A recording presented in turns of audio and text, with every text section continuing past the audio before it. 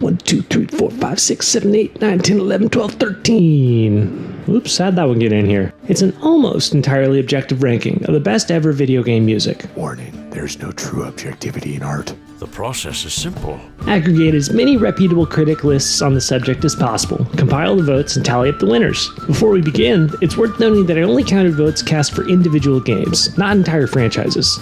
We'll unpack the ramifications of this decision at the end of the video. For now, let's kick things off with the honorable mentions. Took 3 votes from some combination of our 14 critics to qualify as an honorable mention. And considering said critics cast almost 300 votes for over 180 games that stretch back an amazing 5 decades, appearing in this collage of 18 means you're among the best of all time. From Doom's thrash metal influences to the tranquil serenity of Monument Valley, these games have all played or are still playing an integral role in shaping video game music, which Classic FM describes as one of the most exciting areas of contemporary music. I'm partial to agree. But before we talk about the future of video game music, We have to go back! way back, all the way to 1985, when a simple 6-track score turned the video game music paradigm on its head, and in doing so, captured the hearts of billions. All rise for the video game national anthem. Really though, that Super Mario Bros. Didn't appear on every critic's list for best video game music of all time is probably grounds for boycott. And I know what you're thinking, but before boycotting this video, know that I only rank games that I've actually played. Unfortunately, my first foray into Mario wouldn't happen for over a decade, coinciding with the launch of the Nintendo 64 in '96. All that said, there's nothing on this list that's even close to as universally beloved as is Koji Kondo's eminently memorable OST, making it the perfect way to start our chronological journey. According to Fact Mag, Mega Man 2 is the best soundtrack the Nintendo Entertainment System, or NES, ever produced, and it's the poster child for why simple songs on the 8-bit machine keep inspiring modern music. On listen, it's hard to disagree. Simple in structure due to the extreme technical limitations of the NES sound card, Mega Man 2's music is nonetheless infectious in its relentlessness, prompting Mixdown to liken it to being waterboarded with a can of Red Bull. But this feverish simplicity works in a thematic sense, as the game itself is equally straightforward. Run and gun until Dr. Wily's army is scrap. Done. Per Mixdown, Yoko Shimomura, and apologies in advance for me butchering these Japanese names, Yoko Shimomura, the mind behind Street Fighter II's energetic yet thoughtful score, is an absolute legend of our time. Her prolific hand has touched a wide range of critically acclaimed series, from Kingdom Hearts to Final Fantasy, but Street Fighter II may be the most fascinating. Shimomura has explained that she wanted each character's theme to have the feeling of their home country, rather than an accurate representation of each fighter's nation. Fact Mag describes the end result as a unique musical representation of the globe heard through Japanese ears. Indeed, the determined 80s slap bass of Guile's theme and the Me Against the World chord progression of Ken's, my personal favorite, feels decidedly American, like the latter could main theme a Rocky movie. Couple these with the joyful pentatonic scale boogie of Chun-Li's theme, which has a lovely Chinese flavor. Baby, you got a stew going.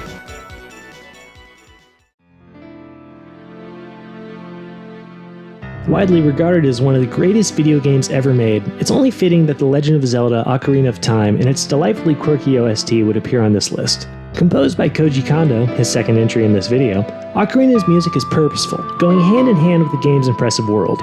As noted by Digital Trends, from the moment Link wakes up and begins exploring Kokiri Forest, the light, calming music sets the mood. Ganondorf's theme, on the other hand, portrayed the villain's menacing danger so well that it made a reappearance in several sequels. And that's Koji Kondo for you. As each note in Super Mario Bros. Reinforced what was happening on screen, so too does Ocarina's unforgettable soundtrack.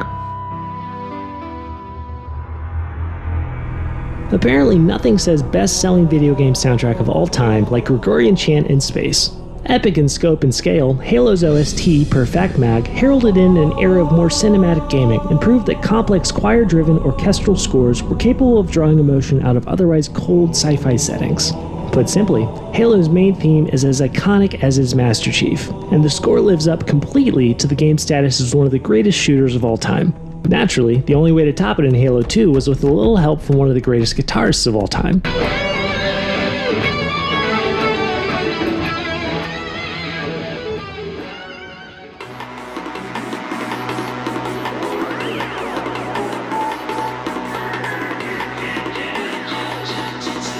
Katamari Damacy. In my opinion, no soundtrack on this list comes even remotely close to approaching the wonderful uniqueness of Katamari Damacy. Somehow, the game's jazz, samba, big band, EDM, J-pop, and acapella elements all meshed together flawlessly, not unlike the Moon Prince's big old ball of stuff, creating what Games Radar describes as the musical equivalent of bathing in a sea of multicolored jelly beans and rainbows.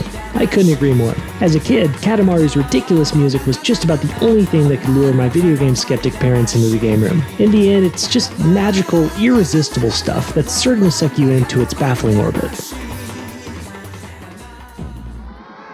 We take a big jump from 2004 to 2012, when unlikely indie hit Hotline Miami mesmerized players with a pixelated, pulsing techno soundtrack with works from 9 different artists. Its bright, beautiful textures overlay thick, repetitive bass beats, creating a hypnotic neon veil of insomnia and madness. Perfect for the ensuing 8-bit bloodbath. Never is this all on clearer display than Jasper Byrne's Miami, which is part of the official Hotline Miami EP and was used in the game's official trailer. Before moving on, I'll take a quick moment to say that this video is the first in a planned 16-part 1, 2, 3, 4, 5, 6, 7, 8. Okay, yeah, 16-part series on the best ever video games, with each subsequent video to explore one of Mega the Micro's 15 micrometrics, which I use to help me score games in a transparent and consistent style. The 16th and final video, which I'll no doubt be editing on my deathbed, will recap each video and declare an overall winner, aka the most complete game of all time. In between the inevitable burnout from finishing each of these videos, I'll be reviewing a wide variety of new releases and further exploring the Mega the Micro scoring system. So please, stick around. Now on with the ranking.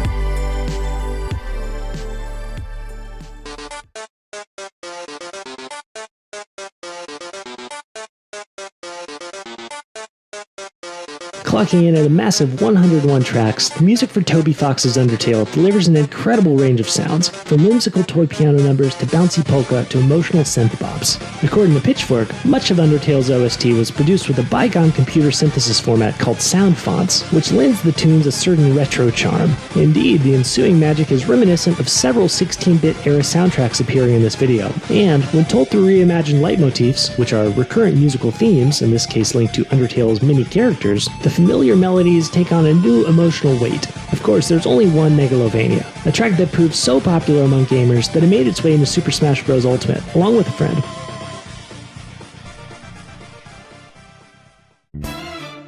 The next one's tough for me on a personal level. You see, one of my deepest, darkest gamer secrets is that I didn't really like Persona 5.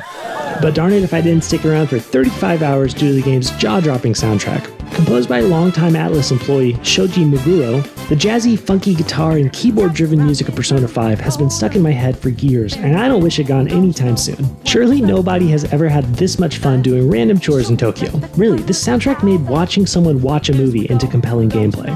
And Lynn, vocalist for a dozen or so of the game's songs, just casually waltzes in your life on a rainy walk home from school with a chorus that brings you to tears.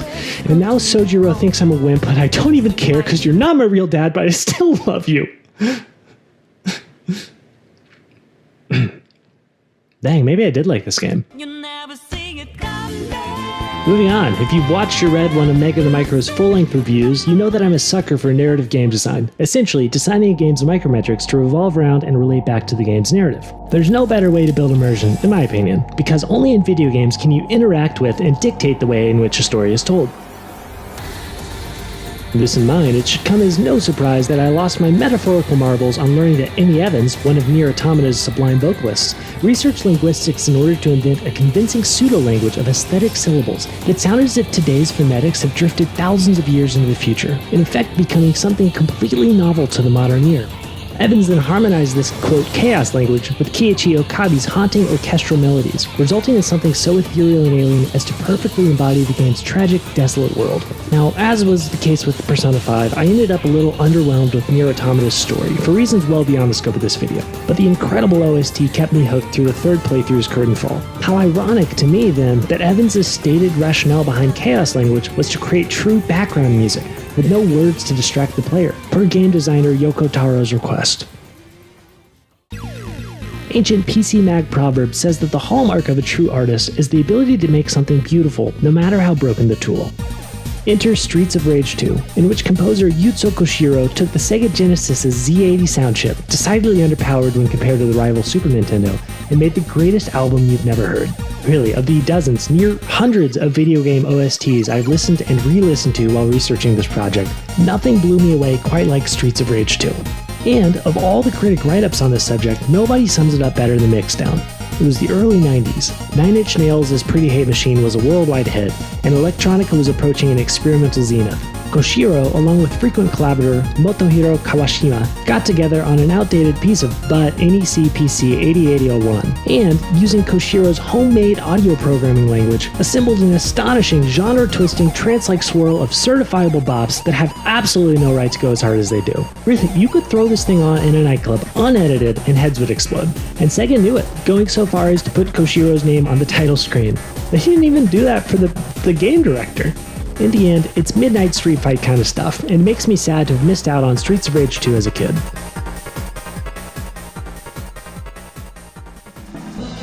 And now, we take a collective breath, and turn to the more refined magic of Chrono Trigger, which is widely considered to be one of the greatest RPGs of all time, let alone its era. A frequent concert hall favorite, the orchestral music for Chrono Trigger is polished and purposeful, making frequent use of leitmotif in an effort to build player connection to the characters and world. Ridiculously ambitious to the point of unprecedented, Chrono Trigger's 70-plus track OST spanned 3 discs at the time of commercial pressing in 1995. But this epic scope took a tragic toll on composer Yasunori Mitsuda, who reportedly worked so feverishly on the soundtrack for Chrono Trigger that he frequently passed out, slept at the office, developed stomach ulcers, and had to be hospitalized before deferring the game's remaining tracks to Final Fantasy series composer Nobuo Uematsu. Poor Mitsuda was apparently so overworked that he even had to work on Chrono Trigger in his sleep, claiming that several tracks were inspired by his dreams. It's hard to argue the juice wasn't worth the squeeze though, as only 2 other games have received more universal critical acclaim.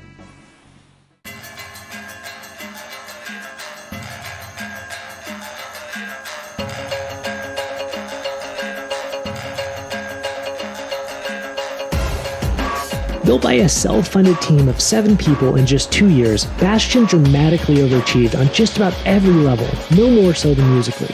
Described as acoustic frontier trip-hop by producer-composer Darren Korb, childhood friend of game director Amir Rao, Bastion's OST is exactly that, evocative of both the dusty, adventurous American frontier and a much darker, much groovier urban fantasy world.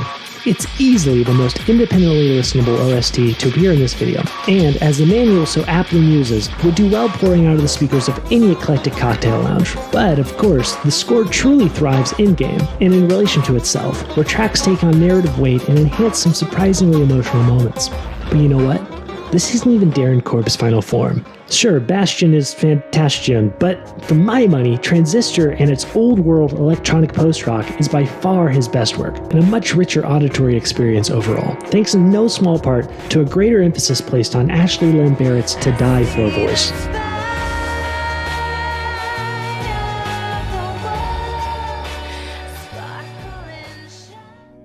And thus, we reach the summit of our 15-game journey. Now, anyone familiar with Rotten Tomatoes knows that a 100% on the tomato meter doesn't mean the movie is some perfect, flawless miracle of a film. Rather, it means that 100% of critics said, yeah, this flick's pretty legit. And not to detract from Austin Wintory's captivating score, but the same logic applies to Journey. Of all the incredible game music out there, more reputable critics said, yeah, Journey's pretty legit, than they did for any other game to date. But don't interpret this caveat as me selling Journey short. In my opinion, it's absolutely deserving of the top spot in this video. After all, it was the first video game ever to have its soundtrack nominated for a Grammy Award, which was a huge moment for gamers. A 3-year labor of love, Journey's string-driven score will break your heart, driving you down to the depths of a dune before racing you triumphant and empowered up to the desert's crest. You see, even writing and talking about this game is poetic. Or was that just pretension? Who cares? Let's let Journey do the talking.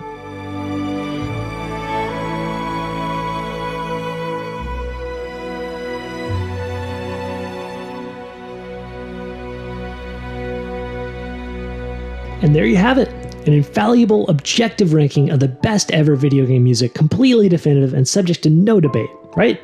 Well, yes, but for the tiny, almost inconsequential fact, really, that this list, and by extension the last 15 minutes of your life, is built on a lie.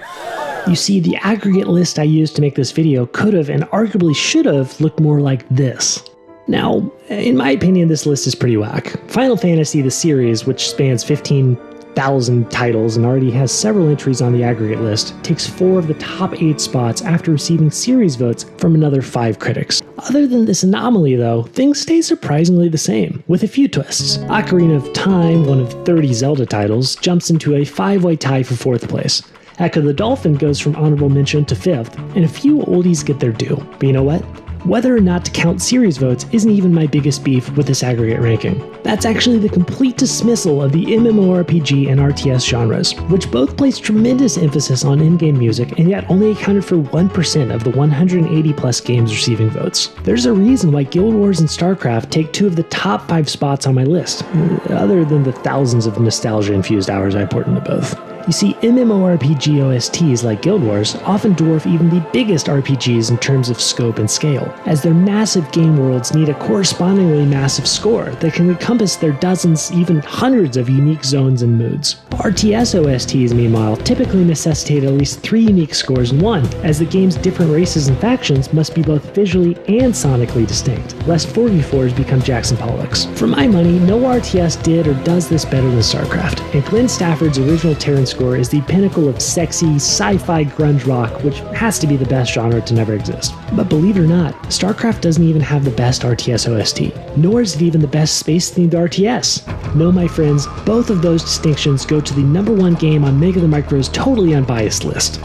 Released for PC in 1999, Homeworld is hands down the most underrated OST of all time. From its sinister retro synth swells to Indian instrumentation and tribal percussion, Homeworld's OST perfectly embodies the game's thematic vision. Space is an endless desert, and we are but cosmic nomads. And with that, it looks like I'm fresh out of unsolicited opinions. So let's wrap things up with a big thank you for joining me on this journey through sound and time. Let me know what games you believe deserve more recognition, and feel free to link any critic lists you think I left out. I'd love to do an update vid in the semi-distant future. Ooh, and let me know which one of Mega the Micro's micrometrics you'd most like to see next in our not-so-objective ranking series. Personally, I think it'd be fun to chronicle the best combat systems of all time. Between now and then, expect more metric-based reviews and game design commentary from me on YouTube and Reddit. This is Scope, and thanks again for watching.